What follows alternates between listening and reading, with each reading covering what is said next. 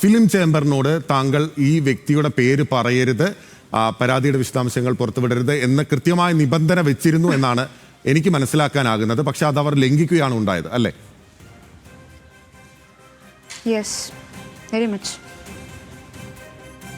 ഇനിയിപ്പോൾ ഈ നിയമ നടപടികളുമായി മുന്നോട്ട് പോകുന്നുണ്ടോ വിൻസി? ഇല്ല ചേട്ടാ, നിയമ നടപടികളൊന്നും ഇതിൻ്റെ പേരിലെടുക്കാൻ ഞാൻ താല്പര്യപ്പെടുന്നില്ല. ഞാനിപ്പോൾ കൊടുത്ത പരാതികൾ പിൻവലിച്ചാലോ എന്നാണ് ഞാനിപ്പോൾ ആലോചിക്കുന്നത്. ആരെ വിശ്വസിച്ചിട്ടാണ് ഇനിയിപ്പോൾ പരാതി കൊടുക്കേണ്ടത്? ആരുടെ മുന്നിലേക്കാണ് നിയമ നടപടിയായിട്ട് പോകേണ്ടത്? ഒരു സിമ്പിൾ ബ്ലഡ് ടെസ്റ്റ് നടത്തിയാൽ കിട്ടാവുന്ന പല കാര്യങ്ങളുമാണ് ഇതൊക്കെ. ലഹരി ഉപയോഗിക്കുന്നുണ്ട് എന്നിട്ട് പോലും പോലീസിന് പോലും ചില ആളുകളെ തൊടാൻ പറ്റുന്നില്ല എന്നുണ്ടെങ്കിൽ ഞാൻ ആരെ വിശ്വസിച്ചിട്ടാണ് എവിടെ പോയിട്ടാണ് പരാതി കൊടുക്കേണ്ടത്? ഞാനതെനിക്ക് മുന്നേ ഒരു ബോധ്യമുള്ളത് കൊണ്ടാണ് ഞാൻ ഒറ്റയ്ക്ക് എൻ്റെ നിലപാടെടുത്തത്.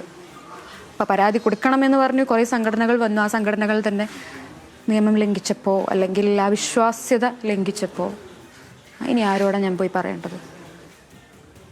വിൻസി, സമാനമായ രീതിയിൽ പരാതി കൊടുത്തിട്ടുള്ള ആളുകൾക്ക് ഉണ്ടായിട്ടുള്ള അനുഭവം വിൻസി ഒരു പക്ഷേ ഭയപ്പെടുത്തുന്നുണ്ടാവും. ഭയമല്ല, ഒരു പ്രധാനപ്പെട്ട പ്രശ്നമാണ്. അതായത് മുൻ അനുഭവങ്ങൾ ഒരു പ്രധാനപ്പെട്ട പ്രശ്നമാണ്. അതാണോ വിൻസിയെ പിന്നോട്ട് വലിക്കുന്നത്? അതായത് ആരോപണം ഉന്നയിക്കുന്ന ആളുകൾ വേട്ടയാടപ്പെടുകയാണ്, ആരോപണ വിധേയർ സുഖമായി റോന്തുയൂറ്റുകയാണ്. അതാണോ വിൻസിയെ അത് പിന്നോട്ട് വലിക്കുന്ന ഒരു പ്രധാനപ്പെട്ട ഘടകം?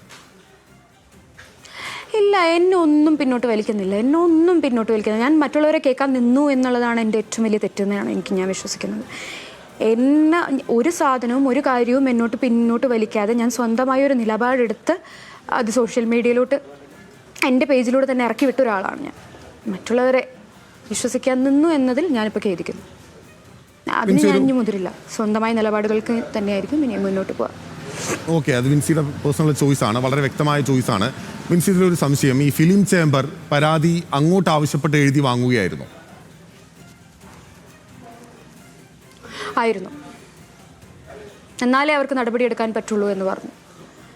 ഇപ്പം ഇൻറ്റേർണലിയും നടൻ്റെ പേര് പറയാതെയും സിനിമയുടെ പേര് പറയാതെയും അവർക്ക് നല്ല രീതിയിൽ നടപടികൾ എടുക്കാം.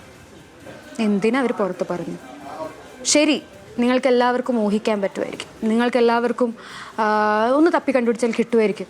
പക്ഷേ എന്തിന് നമ്മളായിട്ട് അത് ഇട്ടുകൊടുക്കുന്നു? അതും വളരെ മോശമായിപ്പോയി. അത് മറ്റെന്തെങ്കിലും ഉദ്ദേശ ലക്ഷ്യം വെച്ചുകൊണ്ടാണ്, അല്ലെങ്കിൽ മറ്റെന്തെങ്കിലും സെറ്റിൽമെന്റിന് വേണ്ടിയിട്ടാണ് എന്ന് കരുതുന്നുണ്ടോ വിൻസി? എന്തുദ്ദേശ ലക്ഷ്യമാണെങ്കിലും എന്ത് തന്നെയാണെങ്കിലും അവരുടെ ഉദ്ദേശം എന്താണെങ്കിലും മീഡിയയ്ക്ക് മുന്നിൽ ആളാവാനാണെങ്കിൽ പോലും പറയരുതായിരുന്നു. ഞാൻ ആ വ്യക്തിയെ വിശ്വസിച്ചതായിരുന്നു, ഞാൻ ആ സംഘടനയെ വിശ്വസിച്ചതായിരുന്നു. വളരെ മോശമായിപ്പോയി. ഞാൻ പറഞ്ഞില്ല ചേട്ടാ, എനിക്ക് അയാളുടെ പേര് പുറത്ത് പറയുന്നതിലൂടെ നാട്ടുകാരുടെ മുന്നിൽ ഞാൻ ഒന്നും കൂടെ ഒരു നിലപാടുള്ളവളും ധൈര്യമുള്ളവളൊക്കെ ആയി മാറും. പക്ഷേ ഞാനത് ആ പേര് പറയുന്നില്ല എന്നുള്ളതിന് വ്യക്തമായ ധാരണയുള്ളത് കൊണ്ടാണ് ഞാൻ ആ പേരുകൾ പറയില്ല എന്ന് ഒരു സ്ട്രോങ് ഡിസിഷൻ ഞാൻ എടുത്തത്. എൻ്റെ സ്ട്രോങ് ഡിസിഷനെ മാനിക്കും എന്ന് അത്രയും ഉറപ്പ് തന്നതുകൊണ്ടാണ് ഞാനൊരു പരാതി നൽകാമെന്ന് സംഘടനകളോടെല്ലാം വാക്ക് നൽകിയത്. തെറ്റിച്ചത് ഒരാളാണ്, ഒരേ ഒരു വ്യക്തിയാണെങ്കിൽ പോലും നഷ്ടപ്പെടുന്നത് എല്ലാ സംഘടനകളോടുമുള്ള വിശ്വാസമാണ്. ഏതെങ്കിലും തരത്തിലുള്ള സമ്മർദ്ദം വിൻസി അലൂഷ്യസ് എന്ന് പറയുന്ന നടി ഇതുമായി ബന്ധപ്പെട്ട് നേരിടുന്നുണ്ടോ? ഒരു സമ്മർദ്ദവും ഇല്ല. എനിക്കാരും ഭീഷണിപ്പെടുത്താനോ അല്ലെങ്കിൽ ഒന്നും. ഇന്നലത്തെ ആ കൂടിയുള്ള സമ്മർദ്ദം കംപ്ലൈൻറ്റ് കൊടുക്കണം എന്നുള്ളതായിരുന്നു. ഞാൻ പല രീതിയിൽ ആലോചിച്ച് അത്രയും ഉറപ്പ് വരുത്തിയതിന് ശേഷമാണ്, ഈ പേരുകൾ പുറത്തു വരില്ല ഒന്ന് ഉറപ്പ് വരുത്തിയതിന് ശേഷമാണ് ഇൻറ്റേർണലി നടപടികൾ എടുക്കാനായിട്ട് കംപ്ലൈൻറ്റ് കൊടുത്തത്. ഇവർ തന്നെ നിർബന്ധിച്ചതാണ്. എന്തിനായിരുന്നു എന്നെനിക്കറിയില്ല. ഇനി വേറെ 2 സംഘടനകൾ കൂടെയുണ്ട്. അവരിൽ എനിക്ക് ആരിലും വിശ്വാസമൊന്നുമില്ല. പക്ഷെ മാന്യമായ ഒരു നിലപാട് അല്ലെങ്കിൽ നടപടി എടുത്താൽ എനിക്ക് നന്ദിയുണ്ട്.